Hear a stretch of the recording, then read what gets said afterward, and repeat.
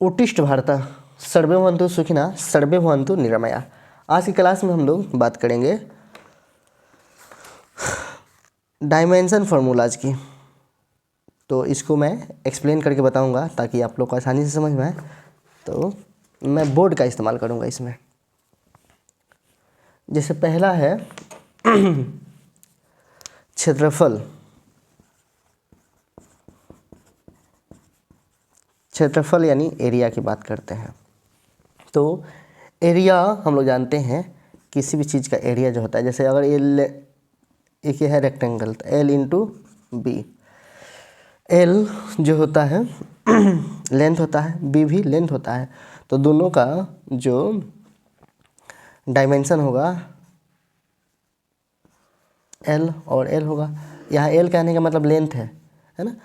Area area निकालेंगे तो होगा L इंटू बी, यानी इसका डायमेंशनल फार्मूला क्या होगा L, इसका भी डायमेंशनल फार्मूला L, तो L2 हो जाएगा।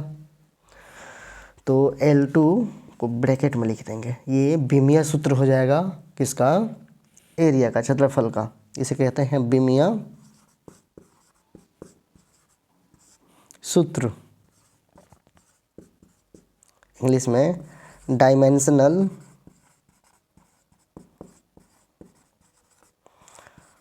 फॉर्मूला।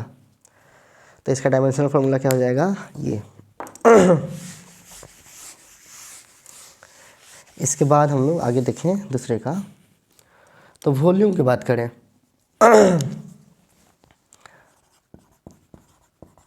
आयतन की बात करें हम लोग, तो आयतन जानते हैं कि लेंथ गुणे ब्रेथ गुणे हाइट होता है, और तीनों ही क्या है, लेंथ है, यानी दोनों तीनों ही क्या है, एक डिस्टेंस है। तो इसका भी L, इसका भी L, इसका भी L, यानी LQ। तो वॉल्यूम का डायमेंशनल फार्मूला क्या हो जाएगा, LQ हो जाएगा। वहीं डेंसिटी की बात करें हम लोग, डेंसिटी यानी घनत्व। जानते हैं कि मास पर वॉल्यूम होता है। मास का आप लोग जानते हैं डायमेंशनल फार्मूला m होता है, और वॉल्यूम का अभी निकाले हैं LQ। इसको जब लिखेंगे तो डायमेंशनल फार्मूला किस में लिखते हैं, इसमें लिखते हैं, है ना। तो इसका ध्यान रखेंगे, M/L-Q ये फार्मूला हो जाएगा, M/L-Q हो जाएगा डायमेंशनल फार्मूला घनत्व का। इसके बाद देखते हैं वेलोसिटी और स्पीड का, चाल और वेग का। दोनों के लिए फार्मूला हम लोग लिखते हैं डिस्टेंस बट्टा टाइम या विस्थापन बट्टा समय। डिस्प्लेसमेंट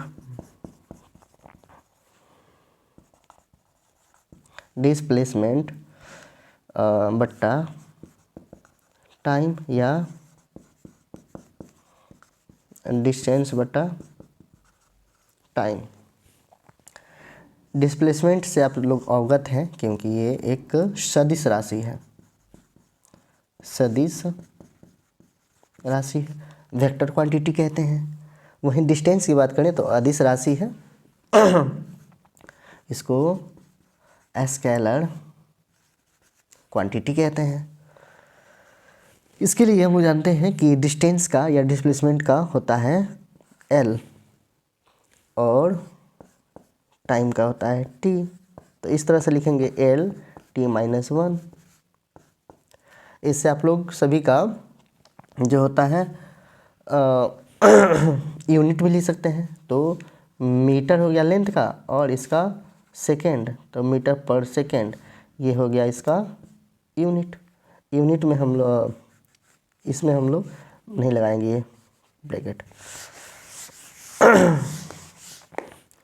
अगला देखते हैं त्वरण, एक्सीलरेशन की बात करें, त्वरण। तो प्रति एकांक समय में जितना परिवर्तन होता है वेलोसिटी में या स्पीड में, उसे हम लोग त्वरण कहते हैं। तो त्वरण के लिए आपका क्या हो जाएगा, वेग परिवर्तन change in velocity by time. Change in velocity की बात करें तो क्या हो जाएगा, L t-1 और इसमें एक और टाइम से डिवाइड कर रहे हैं, तो ये ऊपर जाके एक और ऐड हो जाएगा, तो हो जाएगा L t-2। L t-2 क्या हो जाएगा, इसका डायमेंशनल फार्मूला हो जाएगा। वहीं बात करें हम लोग अगर फोर्स की बात करें, बल की, तो आप लोग जानते हैं मास गुणे एक्सीलरेशन। लिखते हैं आप लोग F बराबर m/a। तो मास का क्या होता है, kg। मास का क्या होता है, kg, और इसके लिए लिखते हैं m। एक्सेलरेशन का क्या होता है, L t-2। तो फोर्स का क्या हो जाएगा, mL-t-2। ये हो जाएगा हम लोग का। वहीं प्रेशर की बात करें हम लोग, यानी दाब की बात करें, दाब यानी प्रेशर, तो इसके लिए डायमेंशनल फार्मूला क्या हो जाएगा, जैसे हम लोग इस पे इससे ऐसे दबा रहे हैं और इसके बगल में इससे ऐसे दबा रहे हैं या ऐसे दबा रहे हैं, तो ज़्यादा फोर्स किस पे, दोनों पे सेम फोर्स लगा रहे हैं, तो प्रेशर किस पे ज़्यादा जनरेट होगा, इस पे, क्योंकि इसका एरिया क्या है, कम है, इसका एरिया ज़्यादा है ना। अगर यही चीज़ सेम चीज़ अगर हम करें कि अपने शरीर पे इससे टच करें ऐसे, और अपने शरीर पे इससे टच करें, अब इसकी जगह पे कलम ले सकते हैं हम लोग, कलम से ऐसे टच करें और इसको इनसे इंसर्ट करें अपने मसल में, तो इससे दिक्कत होगा, लेकिन इसको कितना भी दबाएंगे तो ज़्यादा दिक्कत नहीं होगा। यानी क्षेत्रफल पे डिपेंड करता है प्रेशर, कितना क्षेत्रफल पे वो फोर्स लग रहा है। तो इस तरह से देखेंगे हम लोग, तो यहाँ पे क्या हो जाएगा, यस, बल पर एरिया, क्षेत्रफल प्रति एकांक क्षेत्रफल पे। बल का क्या लिखते हैं हम लोग, यस, बल का लिखते हैं mL-t-2। अभी देखे हैं mL-t-2 मास गुणे त्वरण बट्टा, इसका लिखते हैं हम लोग L2 लिखते हैं।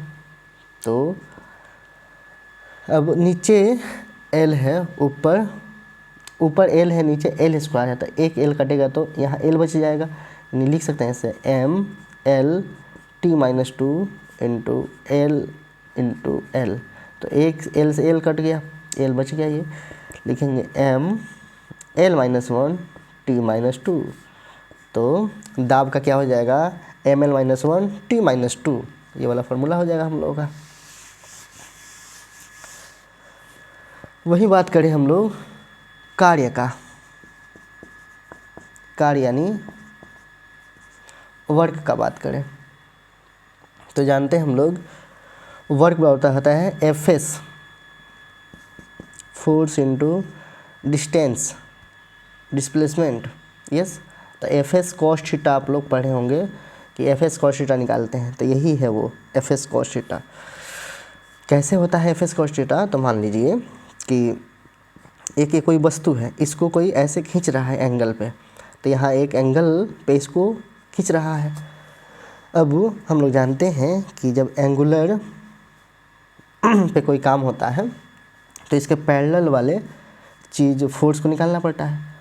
तो अगर मैं इसको एक राइट एंगल ट्रायंगल मान लूँ, है ना, और इसमें ये हो गया H, ये हो गया P, ये हो गया B, और इसमें मुझे निकालना है क्या, B के कंपोनेंट को, तो मैं लिखूँगा cos थीटा बराबर कितना हो जाएगा, यस, बेस बट्टा हाइट, हाइपोटेनस। तो B देखिएगा निकालने के लिए, तो H cos थीटा बराबर क्या हो जाएगा, B। अब कंपोनेंट जो हुआ इधर, ये क्या हो गया, yes, H B cos theta. तो इस वजह से हम लोग लिखते हैं F S cos theta. Yes, displacement, यहाँ डिस्प्लेसमेंट क्या था, ऐसे। यहाँ आप देखेंगे तो कॉस थीटा हम लोग कंसिडर नहीं कर रहे हैं, ये एंगुलर डिस्प्लेसमेंट के लिए है, एफ एस है। तो फोर्स का क्या होता है अभी, एम, फोर्स का अभी देख रहे हैं M L T minus two, M L T minus two, और डिस्टेंस का एक मल्टीप्लिकेशन हो रहा है, तो डिस्टेंस मतलब एल, तो क्या हो जाएगा M L two T minus two, तो कार्य का M L two T minus two हो जाएगा। चलिए आज की क्लास को यहीं वाउंड अप करते हैं, क्योंकि मुझे थोड़ा सा अब एक्सरसाइज करना है, 6 बज गया है सुबह का। फिर हम लोग मिलते हैं अगले वीडियो में।